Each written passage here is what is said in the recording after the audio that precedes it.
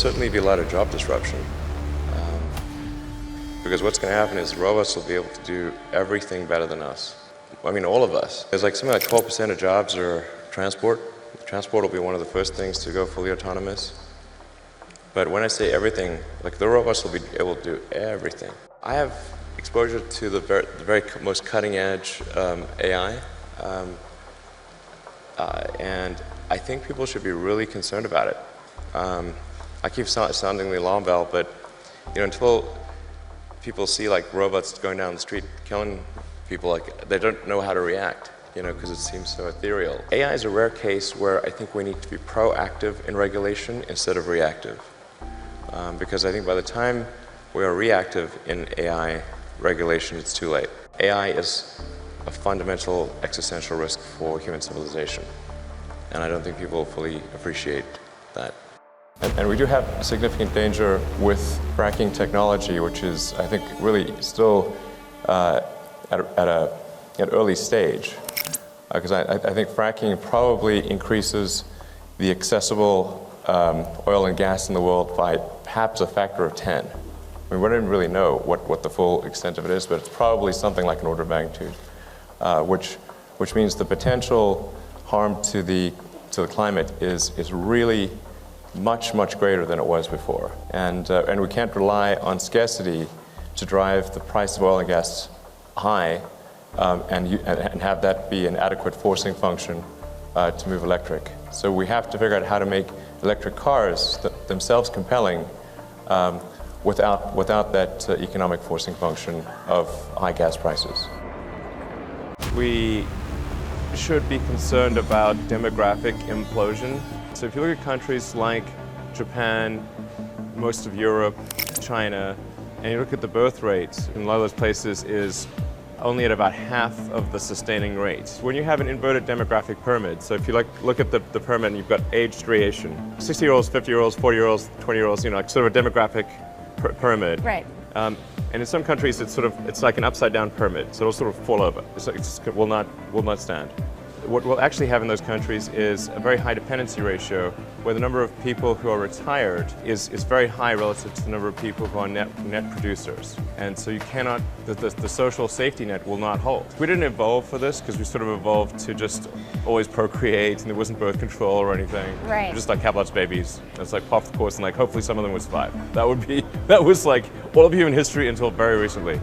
And now it's, you've got cases like Japan where adult diapers outsell baby diapers. Europe's in a similar situation. China's headed the same way because they've had the one-child policy, and then even though they've relieved the one-child policy, the social norm has become to have an average of one kid. So even when they relieved that requirement, it didn't change. You can imagine, like people sometimes say, well, what about immigration? It's like, okay, look, there's 1.5 billion people in China. Where is China going to get 700 million new people? Okay, that's like 3 Indonesias. It's like, it doesn't work. And the full gravity of this is not well understood, but will become a severe issue in the next few decades. And I think we want to be cautious about the gradual creep of regulations and bureaucracy. The rules and regulations are immortal. And if we keep making more of a year and do not do something about removing them, then eventually we will be able to do nothing. This is very important, and I think not well appreciated. This is sort of like the slow boil of the frog. His frog doesn't jump out because it gets just slightly hotter each year. We should be aware of this, I think, particularly at the state level. A lot of the time, the best thing that government can do is just get out of the way. So I'd say that's the default, probably the best thing to do. Then after that would be ensuring that there are not artificial monopolies, that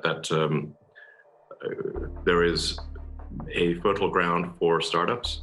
Because what can happen over time is they can get regulatory capture by large companies, where they influence the regulators and the legislators to favor their situation, and then you have a forest of redwoods, and you just can't. The little trees can't grow. So we really want to have an environment that tends to favor smaller companies and startups. The big companies really don't need the support, but they will generally try to work the system to establish a monopoly of some kind. We should be wary of that. In general, it's like I think we could consider changing the way we think of things from, say, capitalism versus communism. I apologize for the long answer, but I think this is kind of capitalism versus communism, and think more in terms of feedback loops. So, is a given organization, does a given organization, government or commercial, have good feedback loop for the customer, whether it's the people as a whole or whoever the customers are. And if you've got like a duopoly or oligopoly, they're generally going to have a weak response to their customer. And if they're a monopoly, they're going to have the weakest response to the customer. And the reason that government, I think, is often the worst at responding to the customers being the people is that they're a monopoly that can't go bankrupt, or usually cannot go bankrupt. So there's not really a cleansing process for a government short of a catastrophe. So, I mean, if you want to complain about the DMV, what's the alternative? Yeah. I'm really quite close to, I'm very close to the cutting edge in AI, and it scares the hell out of me. It's capable of vastly more than almost anyone knows, and the rate of improvement is exponential. I'm not normally an advocate of regulation and oversight. I mean, I think one should generally err on the side of minimizing those things. But this is a case where you have a very serious danger to the public. And so therefore there needs to be a public body that has insight and then oversight on to confirm that everyone is developing AI safely. This is extremely important. I think the danger of AI is much greater than the danger of nuclear warheads by a lot. And nobody would suggest that we allow anyone to just build nuclear warheads if they want.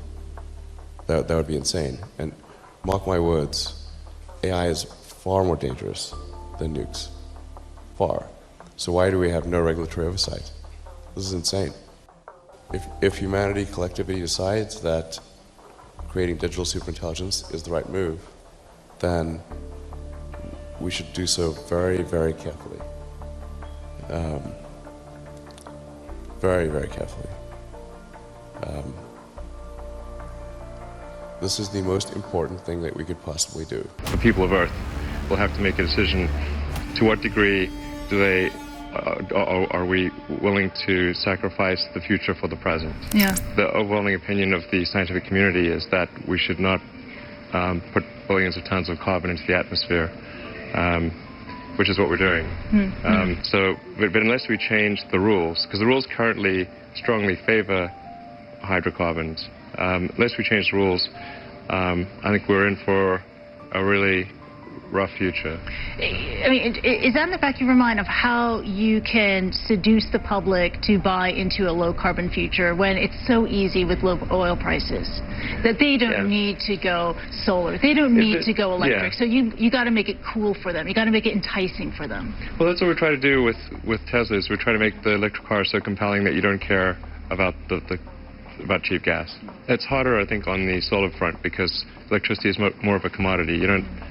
There's not like different types of electricity, it's essentially a commodity.